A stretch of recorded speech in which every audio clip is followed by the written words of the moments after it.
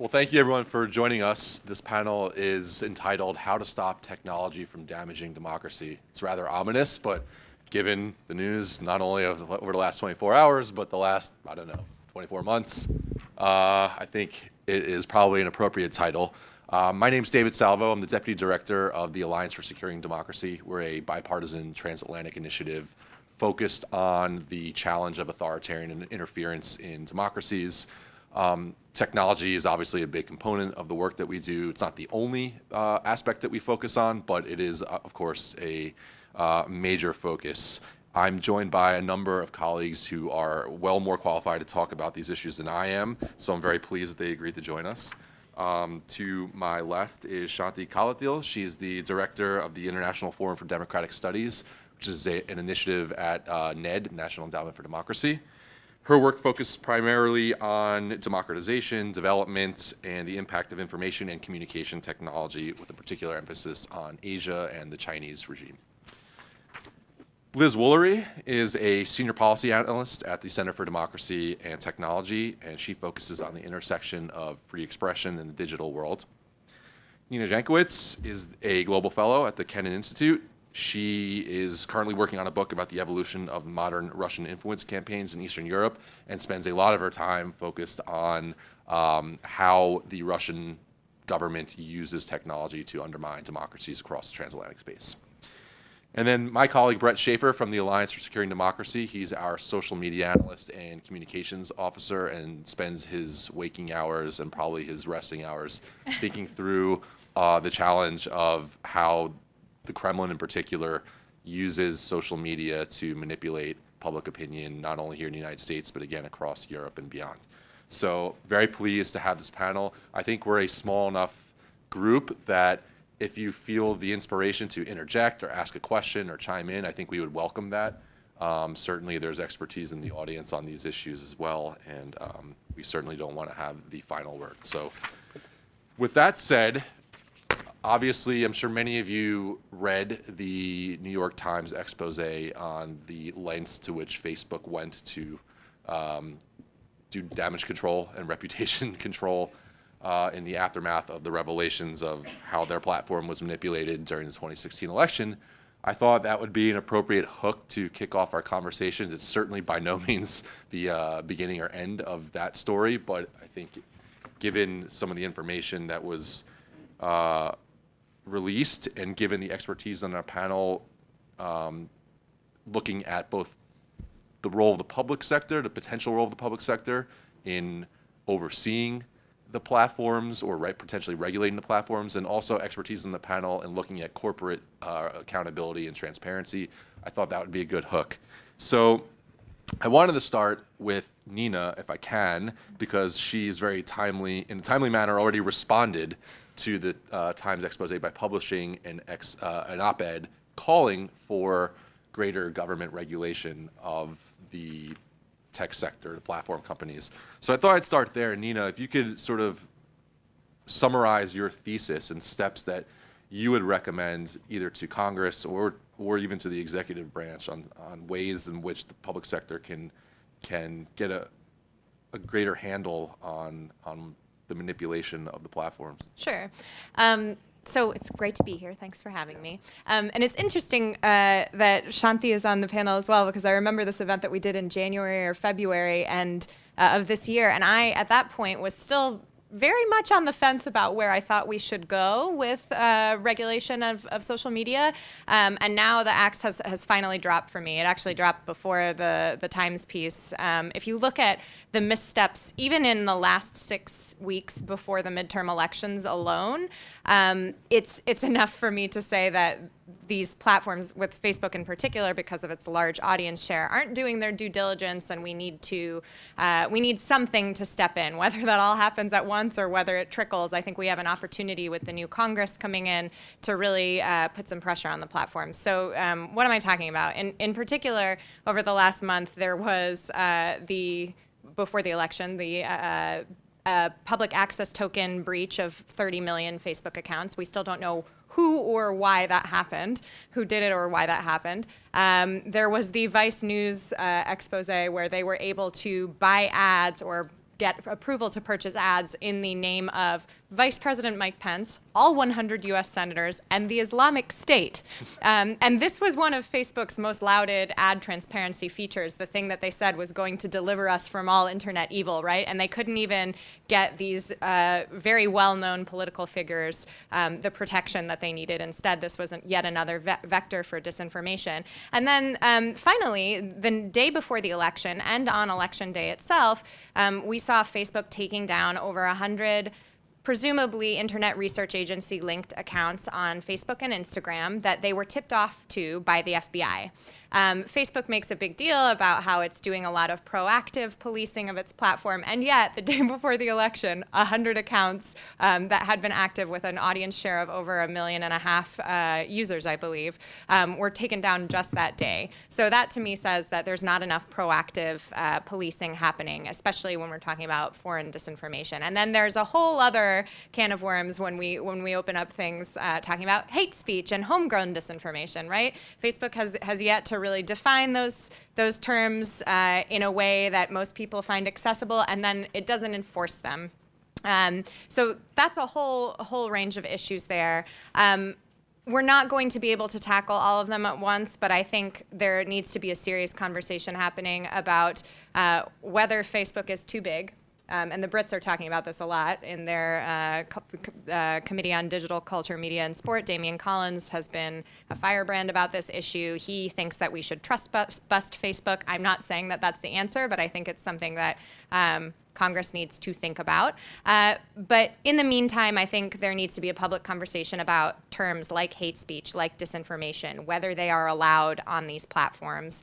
And I'd like to stop calling them platforms because they are sources of information now. I think they're all coming to terms with that. So looking at those terms, defining them for the public, and then enforcing them. And then some enforced transparency is probably a good thing as well, especially given what we now know about how Facebook tried to obfuscate its response to the Russian disinformation crisis. I think we need more oversight and transparency over what the company is doing. Thanks. I'm curious, Liz, if you have a reaction to that, thinking from the private sector perspective, and whether, I think we could all assume that the companies would resist attempts at regulation, but what steps, can you enumerate some steps they have taken and what gaps remain in measures they've taken in order to improve their own transparency and accountability? Yeah, thank you, Nina. That was an incredibly helpful kind of setup for some work that we at the Center for Democracy and Technology have been doing in this space, and for some advocacy work that we've been doing in particular. One of the kind of biggest gaps here for me is the lack of data coming from the companies about their efforts. So we've seen Facebook and Twitter and a number of other platforms or companies kind of tout various measures that they have taken or are planning to take in an attempt to combat disinformation and fake news and abuse of their platforms. And one of these, has focused on ad transparency and the requirements that particularly political ads be labeled or issue ads be labeled. Facebook has implemented verification requirements. Unfortunately, the big missing piece here is whether any of that has been effective. These measures have been implemented over the past 6 to 8 months or so. They are still new, but before the companies are kind of in a position to say that they are effectively addressing these problems, I think the most useful piece of information would be public release of data that points to, whether they are effective qualitatively, quantitatively, and in other respects. And the companies have advanced their transparency efforts, and that's been really great. In particular, YouTube and Facebook have released information about the content that they remove on their platforms. I think just yesterday, Facebook came out with its second community enforcement guidelines report. So that is a step in the right direction, but there's a lot more. What do you think is holding them back from releasing more comprehensive data? I think there are a few pieces. Perhaps the most surprising is that they aren't necessarily collecting all of this data already. So while information may be helpful to advocates about what types of content are removed and kind of what the error rates are and the use of AI and proactive versus reactive removal, the companies aren't necessarily already tracking that. I think now, especially over the past 24 months or so, they've started to take an interest in what metrics might be helpful to advocacy groups, to policymakers, and to hold themselves accountable. But I do think one of the big pieces is they actually don't have it. And I think selling that level of transparency internally is probably difficult as well. I think one of the big takeaways from the New York Times article is the kind of tension within Facebook and uncertainty that has come from the past couple of years, and that is a difficult environment to really kind of sell transparency in.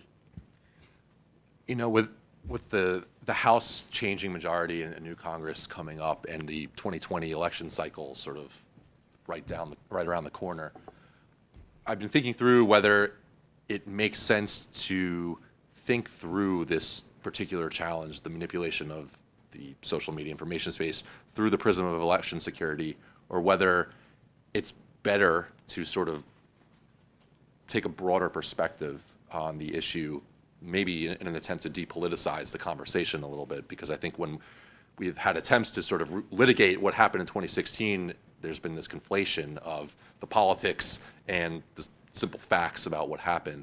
Brett, you spent a lot of time focused on sort of daily disinformation.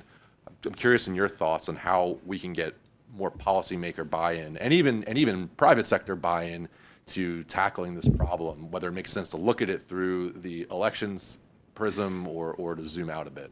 I think we need to zoom out a bit for multiple reasons. One, a lot of the efforts to influence Americans before the 2016 election, before the 2018 election, they didn't look exactly like campaign or election interference. I think we still look for things like the Podesta leaks or the Macron leaks or memes of Hillary Clinton in an orange jumpsuit to be everything that is targeted at American voters. But most of the efforts are about influencing the electorate, not the individual elections. So when politicians go out and talk to people, they talk about issues. When the Russians are online trying to influence Americans, they also talk about issues. So we see things like immigration, the NFL protests. We see all of these sort of social and political wedge issues that are brought up that don't look like campaign interference. So if you're only looking for them to pop up 2 days before the election, you're missing everything that's happening every day that is actually influencing how a voter is going to vote. And we saw that mainly with the media coverage, I think, this last election cycle. We were getting called on election day every 15 minutes looking for an update of what was happening now. But the interference was happening for 2 years every single day.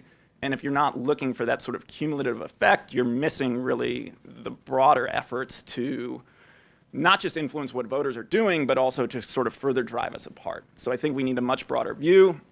And also to your second point, it would get it away from the really politicized way that we talk about Russian interference. So if you look at things like their efforts to infiltrate veterans groups on Facebook, they had set up pages that reached, 30 million Americans who were either veterans or families of veterans. So these are things that are bipartisan issues. If there are foreign actors who are setting up fictitious veterans groups spreading disinformation, that's something that shouldn't have any sort of partisan bent. And I think if we talk about it in those terms, it would take us away from the election partisan narrative that we're stuck in right now. Would it compel Congress to act, do you think? Do any of you think that taking a different tack would actually compel Congress to take a more proactive stance? I think in their heart of hearts, they know that this is an issue that is a threat to democracy and not any one political party writ large. And I think that in many reasons is why the indictments and criminal complaints that have been coming out from the Mueller investigation, which show how issues were manipulated on both sides of the aisle are so important because it's setting the public record straight. But that's not the type of thing that the media have been covering when we talk about Russian interference or disinformation writ large. It always ends up being, like, for instance, the Cesar Sayoc, the man who sent the pipe bombs. The Post did a story that was like, Cesar Sayoc loves the Russians, and it was because he, in addition to claiming that he was from the Seminole Nation, once had some posts that were pro-Vladimir Putin. This is a crazy man, and trying to make that link doesn't help this depoliticization of the issue. So I think we really need some leadership, not only within Congress, but within the media as well, in talking about this issue as it really stands as a threat to democracy, not just at election time, but year-round. No, that's a good point. I think we sometimes put the burden of responsibility solely on the shoulders of the social media companies, and we forget that traditional media, mainstream media, regardless of their political bent, we're all culpable in using bogus IRA-linked accounts as sources and spreading a lot of the disinformation, inadvertently, of course, but still expanding the reach of a lot of this content. So I think that's a good point to point. Yeah, Liz. Can I just add to that? I think this speaks to the need for greater kind of technical expertise within the halls of Congress, not to mention some media outlets, but especially in Congress. I think one of the takeaways from the Facebook hearings this spring was an astonishing lack of understanding or misunderstanding about how tech works, how social media platforms operate, and how the kind of underlying actual technology functions. That's a fair point, I think, and I think indicative of, if you watch a lot of the hearings in Congress, I think it's readily apparent just how little expertise there is. I want to come back to some of these points, but I want to pivot briefly to something that I think Shanti will be well positioned to comment on, and that is, in hearing some of these responses about the potential for regulation of the tech sector, you've spent a lot of time studying how the Chinese regime uses technology to control its own citizenry and public opinion in its own country and information that Chinese citizens receive. Is there any concern that democracies could willingly or unwillingly adopt some of these tactics in attempting to regulate the private sector, the tech sector?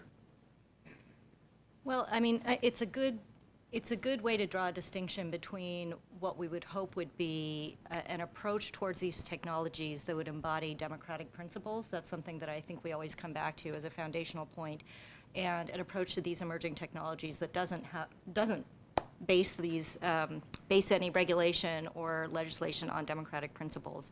But let me just take a step back, because something that Brett said reminded me that I think we tend to look at all these events through our narrow lenses of what's happening right now, which admittedly is very difficult to get away from because there is a new breaking news story every 5 minutes. But from the standpoint, I don't really look at U.S. policy at the moment, but look more from the standpoint of what large authoritarian regimes have been trying to do with technology over a number of years. And the approach has been pretty consistent. It's both not only to shape the information space within their countries, but increasingly to use technology and the governance of technology to exert that influence outside their borders. And that's what I think is of concern to me, that perhaps the norms and principles and behaviors used and popularized by authoritarian regimes might be taken up in some fashion in democracies as some sort of standard, if we lose sight of the fact that we need to make sure we're keeping our own principles in sight. It's not to say that any of this is easy, So for instance, in looking at China's approach over the years, China has very much championed the principle of internet sovereignty, both within its own country and in forums like the UN, which privileges a very state-based regulation of the internet, and tries to minimize the extent to which platforms can be protected from liability for what's on their platforms. It's always something that has been held to be part of one of the cornerstones of a free and open internet, and yet we're confronting really the resilience of that principle of intermediary liability as we look at these questions of platforms, which I think is coming out a bit in this discussion. All of this, unfortunately, I think helps strengthen the authoritarian regimes when they're seeking to have a more comprehensive state-based approach to regulation of technology. I don't yet know what the right answer is there, because I don't think that we as democracies have really grappled with what we think a proactive approach should be. But I do know that there needs to be greater attention to how these issues are presented and framed at the level of governance. And I think that's an issue, those are arenas in which the US and other democracies need to join together to present some sort of common understanding of how democratic countries would like to see these principles emerge. Because in the absence of that, China, Russia, other like-minded countries will set the agenda in those places, and the ramifications of those decisions will then flow downwards towards the implementation in a country-by-country level.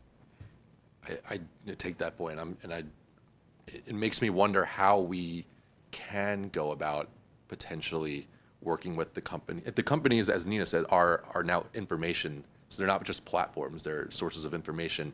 How does government step in and regulate to any extent the information that's on those platforms without butting up against potential First Amendment concerns or other sorts of democratic issues that authoritarian regimes don't have to concern themselves with? Right. So I think, and again, I don't know that this is the right answer. I think preserving intermediary liability is important if we want to preserve the internet that as we would like to see it. I was going to say as it is today, but we don't want to preserve it as it is today. We want it to be better than that, right? And I think there's an important acknowledgement there, and this is something that I say a lot when I'm speaking to Americans about this, because Europeans don't seem to have a problem with saying that certain content shouldn't be on the internet and taking it down. They're a little bit less attached to their free speech than we are. But Facebook and Twitter and these platforms, private sources of information or discussion zones, if you will, are not free speech zones, because you're signing up to a terms of service when you sign up to them. I think there's a lack of understanding in the public writ large about what that means. And I think that's where government can at least facilitate a conversation, if not regulate, how companies communicate those terms of service to their users. I think there is a fog of uncertainty and confusion surrounding them. And then again, with those terms of service need to come enforcement. So when folks are on the platforms and consistently violating hate speech rules, for instance, like Alex Jones was, he was allowed to exist on those platforms for years and years. And that means that those terms of service are suddenly a lot less useful and a lot less meaningful when they are suddenly decided to be enforced. So I think that there's a conversation around that needs to happen, and I'm not sure, you guys are the oversight experts that figure out where government could step in there, but I think that conversation at the congressional level at least can start to be had. Liz, I wonder if you would be able to provide some insight on how effective the companies have been in tackling, say, child pornography or other forms of harmful expression that is not political in the sense that disinformation is. Is there anything that we could learn that oversight professionals can use as a model for potentially trying to pull harmful political content? Or is that the wrong focus and the wrong model? Well, I think there are certainly lessons to be learned, with content like child pornography and terrorist content. I think that's probably where we've seen a lot of the biggest advances and greatest reliance on AI and on other automated technologies. And to be clear, this is not just, like, this may be a kind of U.S.-focused discussion, but it is very much a global issue. And in Europe, where in Germany, for example, there's a law that requires companies to remove within 24 hours content that is obviously illegal once they are notified about it. The consequence of that type of regulation is that the companies will err on the side of content removal rather than risk having to pay a massive fine. And so we end up seeing kind of inadvertent or not, but censorship and content that is removed. And in some cases, it is content that could be particularly timely or could be at its peak, usefulness, and then it is removed. So I think certainly there are lessons to be learned from the approaches that have been taken in those contexts. And the other piece I will say is that in part because of the reliance on technology and in great part because of the scale that these platforms operate, there is a need for greater due process and a greater appeal system. So when content is inadvertently removed, users should have the opportunity to have that takedown reviewed by a human. They should receive an explanation of what section of the terms of service were violated, and they should have an understanding of how their appeal will move through the due process system within a particular company. So I think those are some of the most important applicable lessons. Yeah. And I think transparency with the appeals process, too, would stamp out some of the conspiracy theories that we see bubbling up that started mainly with conservative voices but have drifted over to some on the left as well, that conservatives or far left-leaning accounts or voices or outlets are being unfairly discriminated against. And I think those percolate because nobody knows why decisions are being made. And again, as Nina mentioned, Alex Jones stays up for 4 years, but something else is taken down, and the inconsistencies there allow these sort of conspiracies to spread because there is no transparency about why one account is taken down and another is not. So they need to be more consistent and transparent with what they do. Listening to a lot of these comments, I'm struck by the fact that it's either hard or the platform companies are reluctant to enforce their terms of service because weaponized information or disinformation or politicized speech is not necessarily a violation of their terms of service agreements. So would it be more effective if we shifted the focus of the conversation away from content itself in the context of disinformation and focused on, say, behavior of accounts? I think that's kind of already what's happened. Yeah. So I did a story for BuzzFeed in October about some homegrown disinformation coming out of an independent Massachusetts Senate candidate.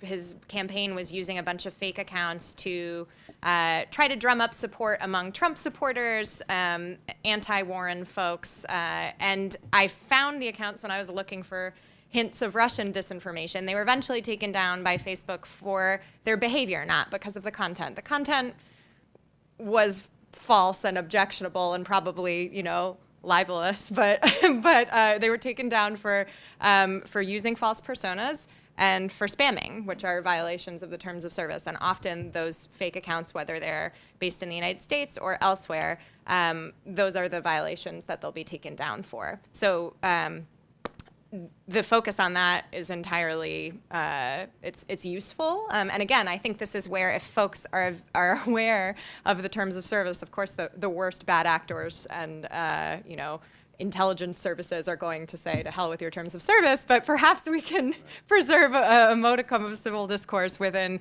actual human-to-human interactions. And I think that's a good focus. I had something else that Brett reminded me about, and I can't remember what it was now, but if I remember, I will flag you. I've been thinking also about the fact that it's not just American tech companies that are using or having their platforms be manipulated to damage democracy. You also have governments like China who are exporting their technology potentially with ramifications for the wider democratic world. Shanti, I was wondering if you could talk a bit about how there are steps that either the United States or other democracies should take to, prevent authoritarian countries from exporting technological means of suppression in their countries. Yeah, I think one thing to do first is to understand what's happening. I do follow China a little bit more closely, and there's been this tremendous in the western region of China, in Xinjiang province, this mass incarceration of up to 1 million people based solely on their ethnicity and religion, and intensive surveillance of the rest of the population in that province. And that has all been enabled in part by extensive deployment of often experimental technologies that rely both on biological means such as DNA sampling and biometric measures, as well as more traditional surveillance measures like having checkpoints every few hundred feet or so.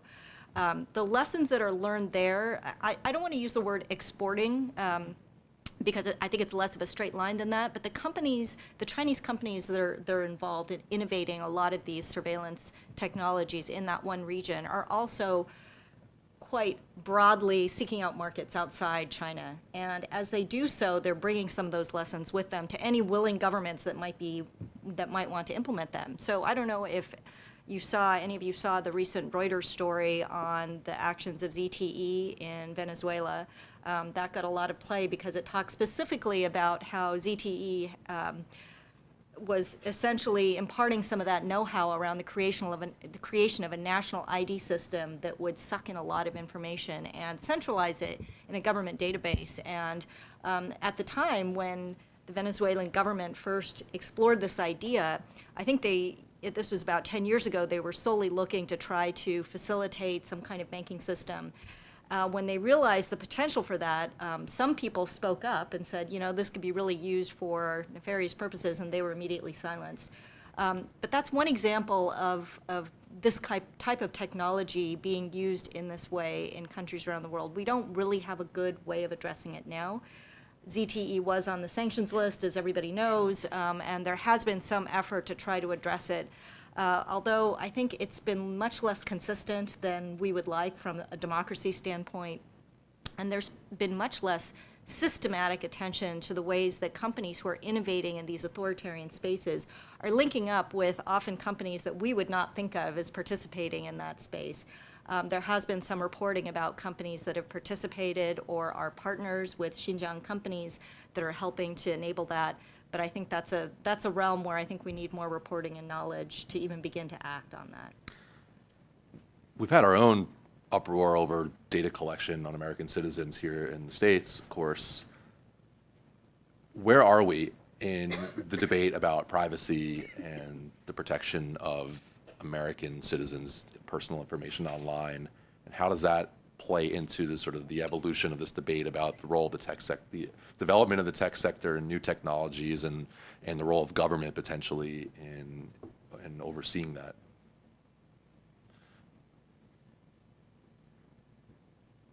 Any thoughts? Liz, how do you think the private sector would react to that? Not to beat a dead horse, but to continue the theme of transparency, I do think there are some opportunities that have come up thanks to scandals like Cambridge Analytica. I think one of the pieces that's become really clear is that there is a gap in perhaps what platforms or tech companies think or want the public at large to know about how they operate, and what the public at large actually does know about how they operate, and particularly kind of the data collection and data transparency piece seems to be quite significant, and when there's a big gap. The other thing that I wish we could explore more, and that I would love to see more of, is how the companies could work to actively educate or provide context. When they do public-facing kind of transparency reports around these issues. So, going back to something that Nina was saying earlier, I think something that would be especially useful or helpful, for example, is I'm sure we've all received the emails that say, so-and-so, we've updated our privacy policy. You'll have to log in, or you'll have to click a box when you sign back in. Most of us just go through and click that box and don't really think about it. But if a company were to, say, provide a kind of red-lined copy of what exactly has changed, so you know what exactly has changed, so you don't have to go through and dig for it yourself, that's the kind of transparency and education and context that might be especially helpful now.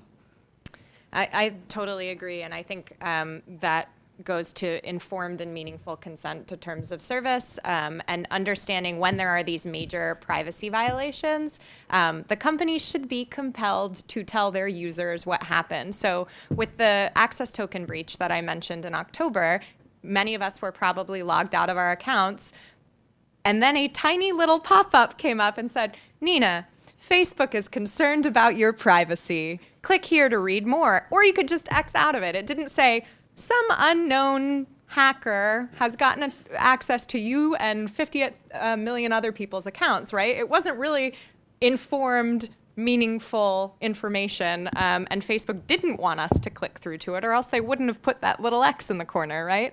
And the same thing happens with interactions with pages that are linked to malign foreign actors. Something that Liz said earlier I think is really important.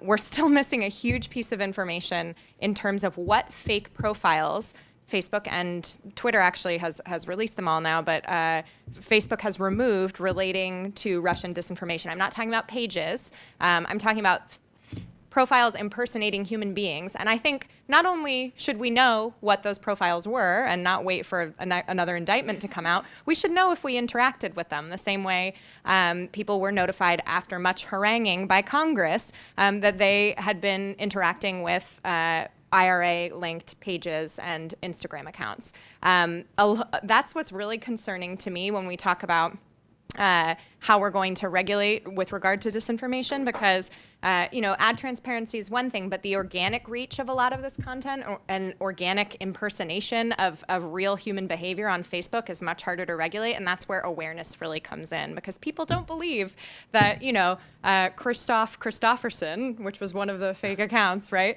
is not a real person, and that they maybe should be guarded when planning their, actions and protests in DC, and maybe speak to that person on the phone. This sort of sunlight is really helpful, and that's the sort of thing that Congress, not even through regulation, but just by pressure on the companies, public pressure, can compel them to do.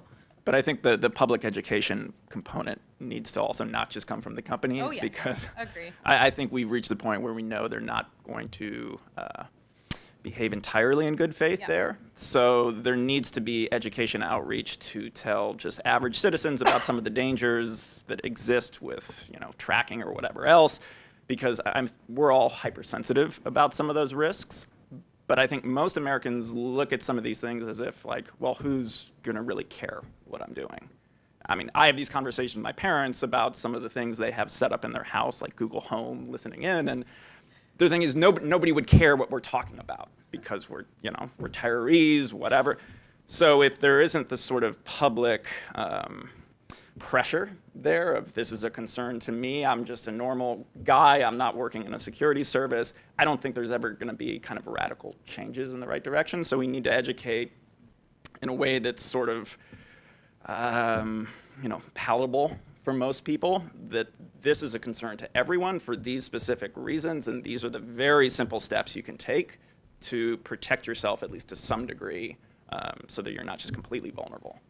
I would just add, I think, because this panel is framed in this way, we are talking a lot about legislation, regulation, government action, and the companies. But I think the third piece of all of this when we talk about the internet space is, of course, civil society and the public. And I think none of this can happen with just governments and the companies engaged. Yeah. There has to be a really substantial civil society component on public education, on activism, and on framing and educating people broadly on these issues. It's something that I remember thinking about and trying to advocate for back in the early days when we were all still blissfully thinking that the internet would bring democracy everywhere, and trying to make sure there was a civil society component in there. Now I think the need has become even more urgent. And I do think there are some interesting examples if you look to Central and Eastern Europe and places where disinformation, Russian disinformation, has been blasting societies for many decades. They've come up with a few examples of resilience. Maybe we could learn lessons from other places around the world, even though admittedly sometimes they can be few and far between. And the second point, just to get to the issue of pressure, I think publics can put pressure, but one avenue that I think goes underexplored is the extent to which investors can pressure companies to behave like good corporate citizens, if possible. I know that Liz and I were talking about an initiative at New America called Ranking Digital Rights, which tries to put companies in perspective along a number of different measures, including whether they adhere to basic human rights principles, basic, good standards of privacy, and so on. And that, I believe, has been used as a tool to communicate with big institutional investors that have a socially responsible investing mandate. It's something that I don't think has been fully explored or fully utilized to date, but I think there's probably some room in that space as well. I think that's a very valid point. I think if there were a representative of one of the social media companies here, they would probably push back and say, well, we're already doing this. We're already cooperating with civil society and researchers and the government, and I think all of us unanimously in this panel would probably push back on that perspective. But are there models of cooperation between the public sector, the private sector, and civil society that either exist elsewhere in other countries or that should exist here that you could put forward as a possible recommendation? So a few countries in Europe have had a bit more success establishing more of a hotline between civil society, government, and the platforms. And I think that is only with the benefit of hindsight, having seen what happened, for instance, in places like Ukraine and in the United States in 2016. France and Germany in particular, because they had the political will to establish a center, and that's using the term broadly, within the equivalent of like their national security committees, were able to create that hotline and have a pretty good flow of communication between the platforms and the governments, and also tapped into select civil society folks. There were similar efforts going on in Macedonia, which is a bit more of a strange case, ahead of their referendum. I don't know how those went particularly, and again, that was trying to connect more civil society folks to the platforms. I personally have not seen the goodwill that I'd like to see and the openness from the platforms, both to government, which understandably has been hostile, and then to researchers and civil society who are just trying to make the world a little bit of a better place, and in fact, doing a lot of the work that the platforms should be doing for free. I'd like to see perhaps some investment in the groups that are doing this research, and Facebook has started to do this. They just announced $1 million of grants into research into how to stem disinformation on WhatsApp. That's a good start, but a bit more cooperation for independent journalists, I think, would be good. Perhaps some free advertising on the platform, I think, could be a potential method, in addition to more investments in the groups that are doing this investigative work, and then tipping Facebook off to the malicious behavior on the platform. Yeah, I mean, I think it's challenging because, of course, they still need to protect users' privacy and users' data, so there needs to be long conversations about what they're sharing with researchers. But yes, I mean, to Nina's point, that Facebook for a very long time was completely closed off. So nobody knew what was happening on the platform, and if researchers can't get access to the data, even some of their grants that they put out gave very limited access and were pretty restrictive. And the stuff I'm talking about is even just open source on Facebook, but yeah. Right. So where most of the malicious activity is happening is still totally closed off, and those are tough conversations because you don't want to just open up private groups to everyone, but the bad stuff is happening in private groups, and if you just say, well, we can't touch it, nobody knows what's happening there, so nobody even knows how to deal with the problem because the problem is totally concealed. Is this problem going to become exacerbated as technology advances? Are there technological challenges on all of your minds that are on the horizon that should be on policymakers' minds and oversight professionals' minds and researchers' minds? What scares you on the horizon? Well, I think less of what happens on the internet will be out in the open moving forward. It's already moving in that direction if we talk about WhatsApp. And on one side, I usually communicate on encrypted apps. So if we're talking about protecting users' privacy, you kind of want to move them in that direction. But on the other hand, if everything is happening in groups that are closed off, we have no idea what's happening then. So, as Twitter has gotten a little bit better about regulating their platform, that's pushed people to Gab. And Gab, of course, was it the bomber? I forget which guy who had a heavy presence on Gab. So as the platforms start regulating a little more strictly, that's going to move people to these sort of fringy platforms that really don't care about government oversight. And so more of this stuff is going to start happening in private groups, out of the sight of anyone who's paying attention. That's terrifying.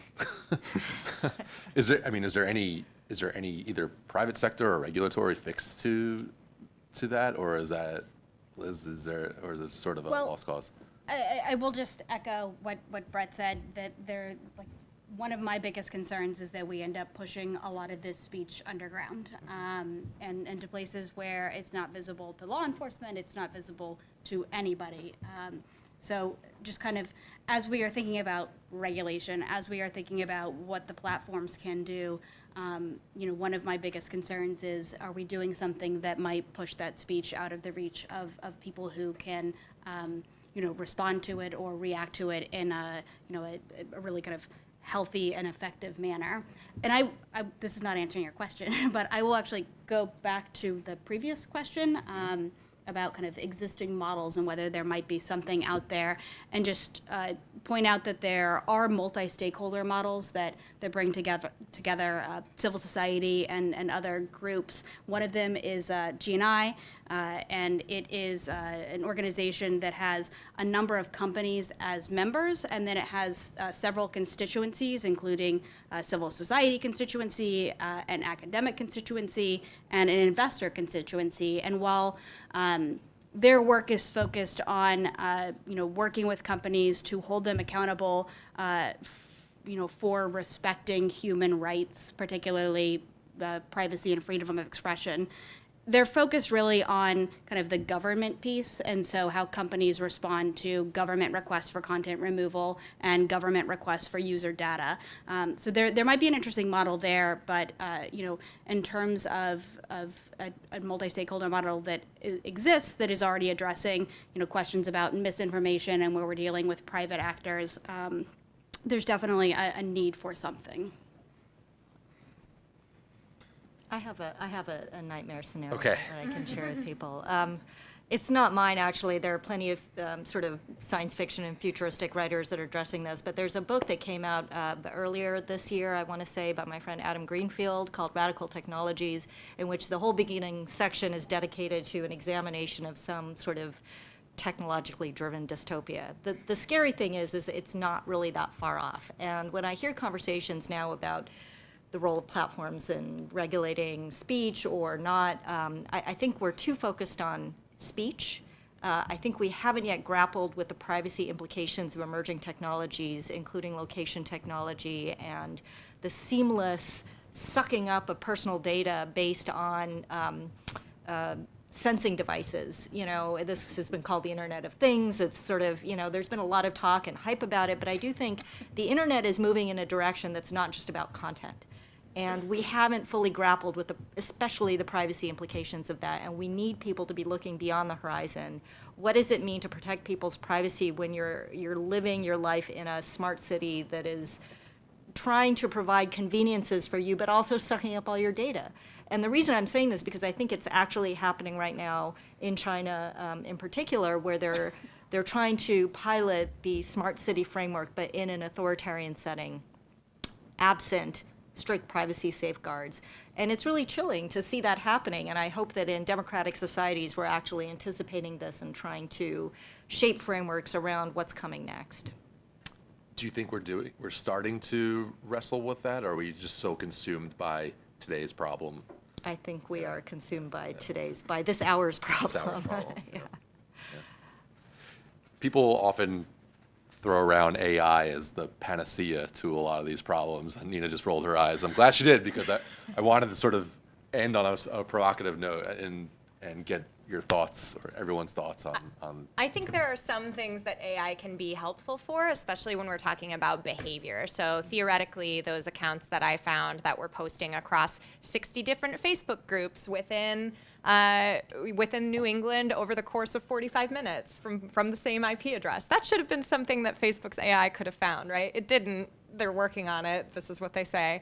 The things that AI will have trouble finding is what Brett alluded to before, which is that we're not just talking about certain types of speech. We're not just talking about certain issues. This is a societal problem, and often with the Russian disinformation, particularly that we saw leading up to 2016, these were posts that really had nothing to do with politics sometimes, that were created to drum up trust and create community. So one that I like to talk about was in the Being Patriotic page. It was a picture of a Labrador retriever with an American flag bandana, and it was like, sure is great to be an American today. And the caption on it was something like, may you have a great week, fellow Americans or fellow patriots, something like that. A little bit weird English, maybe they could have picked up on that, I'm not sure. But this isn't something that screams disinformation that AI would have easily been able to pick up, and it's not violating terms of service except for the fact that it's a false persona, right?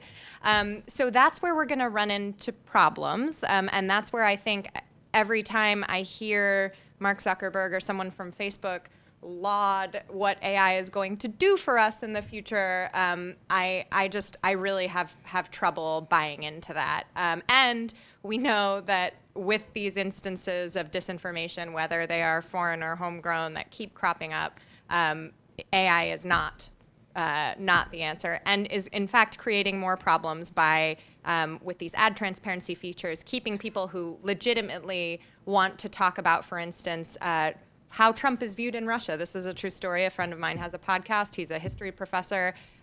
He wanted to talk about the Russian view of Trump on his podcast, and he was not able to purchase advertising for that because Trump and Russia came up, and even through an appeals process that went to a human being, we're still not allowed to purchase that ad without getting political verification, even though it wasn't political advertising. It was a awareness-raising podcast.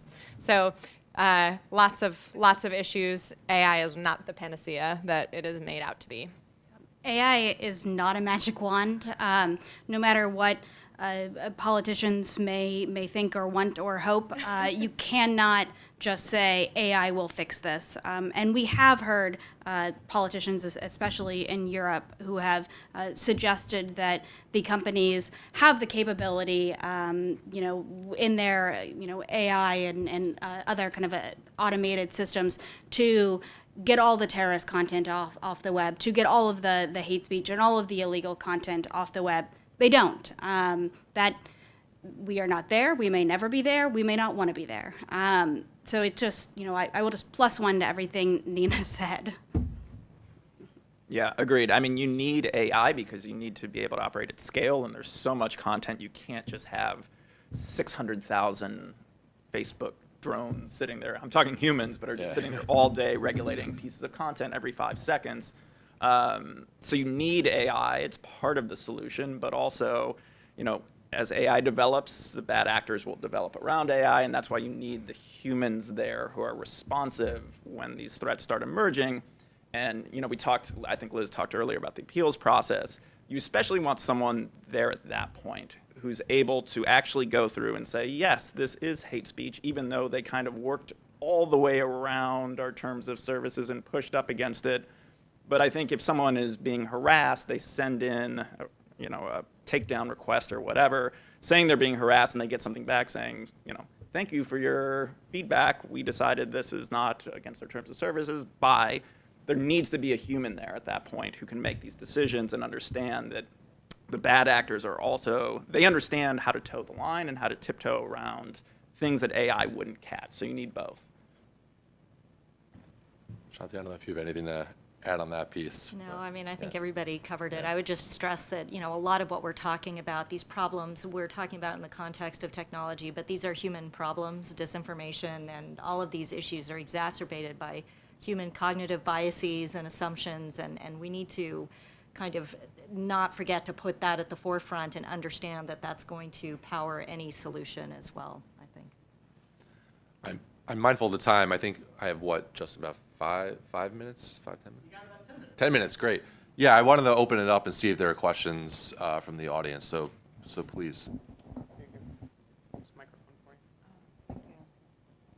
What I've encountered is the unauthorized publication of private information. online, so that you may have laws that protect against age discrimination, but if you don't have the protections of the data from being publicized, it makes the laws moot. So I've talked to the Federal Communications Commission, who believes that they can handle most of what you've been talking about, especially in the context of Fourth Amendment privacy rights that don't seem to exist right now online, where personal information from wherever is just scooped up and published, and there seem to be no controls. Whitepages.com can go back 20 years in a person's history of where he or she has lived, who the person lives with. And the Federal Communications Commission people I talked to, the attorneys, said they could handle that. Congress hasn't given them the authority. And that's, to me, a fairly straightforward path to follow. Any reactions to that? I was just going to request, can we do intros, like a name? Oh, or sure. Yeah. if you're asking a Please question? introduce yourself before asking a question.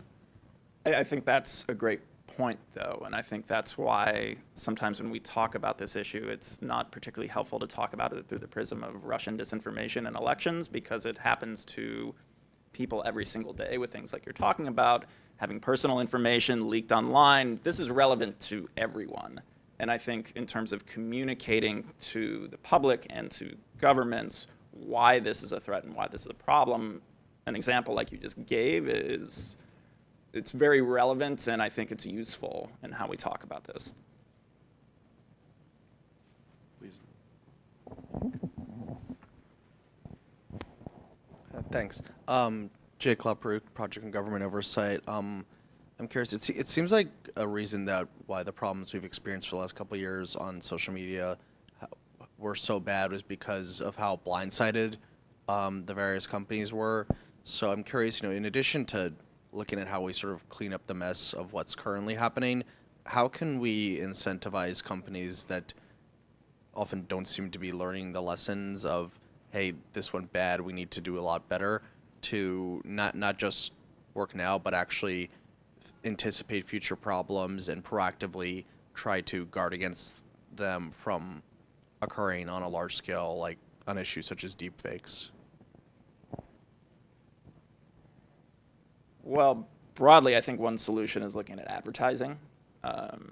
There's been some success at having advertisers put pressure on various platforms saying, we no longer want our ads to run right before this sort of white nationalist video where it currently is. So if we can, this is definitely not the full solution, and it's sort of dancing around your question, but I think one of the pressure points is to look at advertisers as a kind of key component here, because if advertisers all of a sudden say that we are not going to advertise on the platform if these kind of abuses continue to happen, they will respond to that in a way that they probably are going to be slower to respond to if it's just sort of civil society saying, hey, clean up your act, or we're going to publish a blog post showing that you're not doing your job. So I think if you get to the money side of it, I think we will see maybe a little bit more rapid response.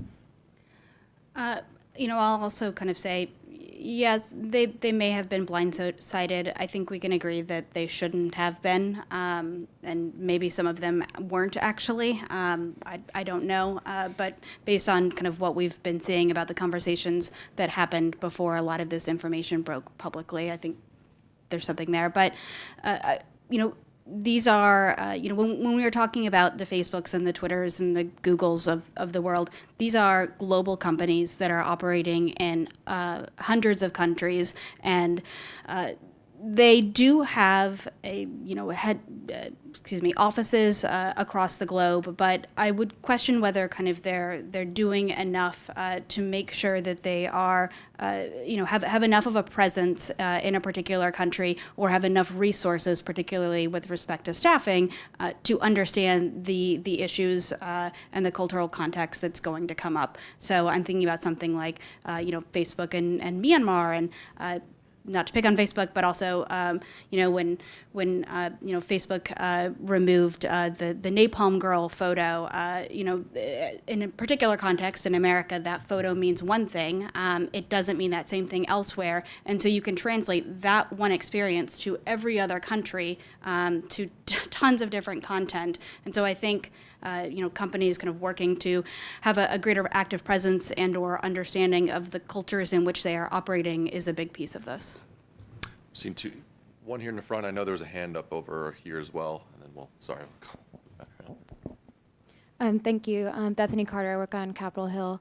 And in response to many of you being skeptical of AI and more in favor of adding more human touch, not just in social media, but on the societal level, do you think that promoting a national and societal ethos around not just smarter social media use, but less social media use, and things like Apple tracking your screen time and that sort of thing would be an effective tool to combating some of these issues? And I've read, like in China, where they're actually, where there's less of an ethos around that, there's less shame attached to being constantly tied to your social media or your phone, that they're actually dealing with systemic addiction more than we are. I mean, we obviously deal with that too, but do you think that that would be an effective way to combat this, just creating kind of, almost like we've seen with drugs and smoking, creating kind of a national sense of shame around, or at least accountability as far as how much you're using social media?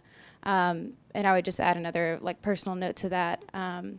Being a millennial, I remember both a time without cell phones as well as a time where I had to leave my phone in my locker at school, and it kind of dumbfounds me that kids really now have almost no expectation to not be on their phone in school. And so I wonder if you foresee that being a shift, or if it's gonna get worse.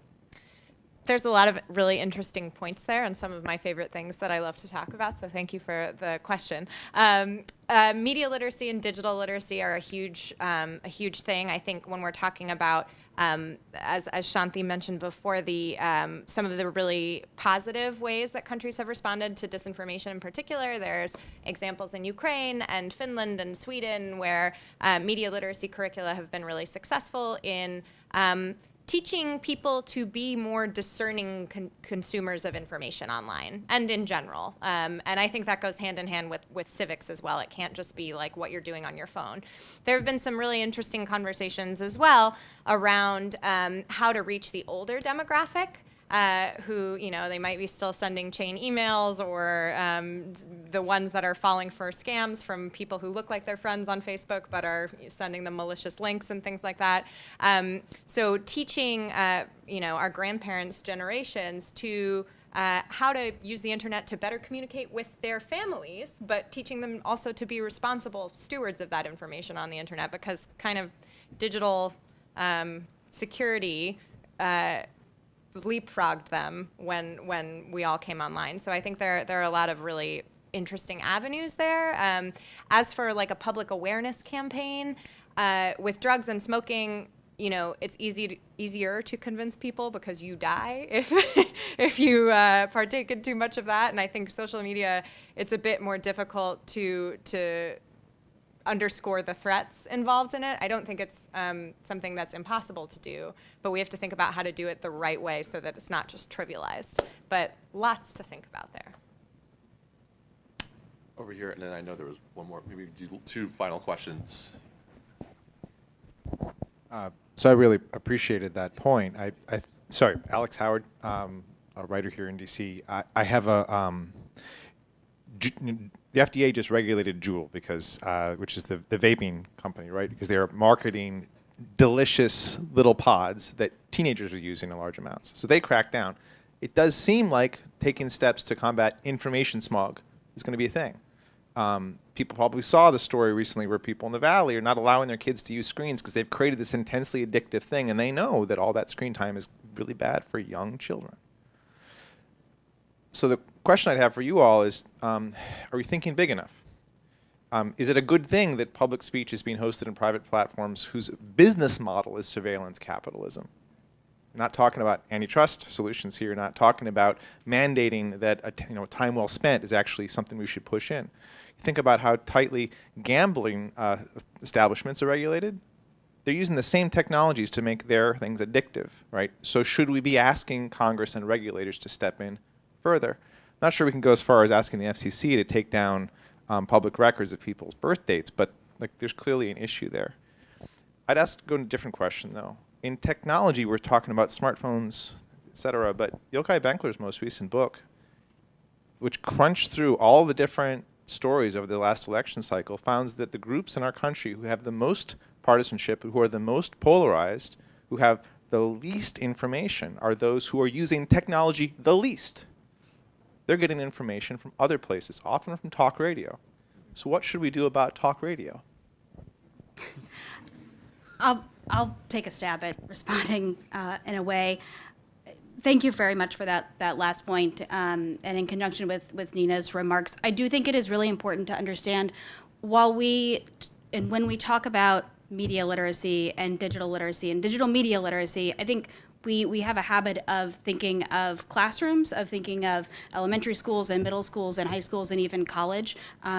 The reality is the folks who are most vulnerable to spreading or to kind of receiving and believing misinformation aren't necessarily the digital natives. So I think there's probably some kind of rethinking here that needs to happen, or at the very least, kind of a larger public discussion or understanding of kind of the sources of misinformation on our own social networks. The other piece I'll mention is with respect to, actually, I have completely lost my train of thought. I will come back to me. Okay, well, I have a point I Yeah. can make while you're thinking about that. This actually, I just thought of this because it's something that I encountered when I was at USAID and looking at issues of civic education and consolidating democracies. How do you get a young democracy to rally around democratic values? And there used to be more funding for this type of civic education. And one interesting, in the evaluations that happened afterward, an interesting insight that came out was that while the civic education was targeted at school kids, the actual designated recipient or the person they were hoping it would get to was their parents. Yes. And so it was found that the kids would go and they would learn all these things about democratic values. This is how the Constitution works. This is how whatever, what have you. And then they would go home and talk to their parents about it. And they did studies to see whether the parents actually received and had some uptake of the information, and they did. And this was found to be an important vector for civic education. So using the younger generation to deliver these messages to the older generation who may not be on technology, who doesn't know anything about digital literacy, but may be more willing to learn these things from a family member than from a classroom setting. I think there are some interesting insights from civic education that we need to dust off, to be honest, because we really haven't engaged in civic education at all in a while. We think we know a lot about media literacy, but we don't really know what we know, and so I think we really need to kind of reinvigorate that space. I see people wandering the halls. I don't know if that means it's time for us to wrap up, sadly, so I apologize for those who didn't get to ask their questions. But I'm supposed to remind everyone, for those of you who did purchase lunch, there's a sticker on the back of your name tag that corresponds to the type of food that you will receive, and that the veggie and hummus options are one and the same. Please join me in thanking our panelists and for this very interesting discussion. Thank you.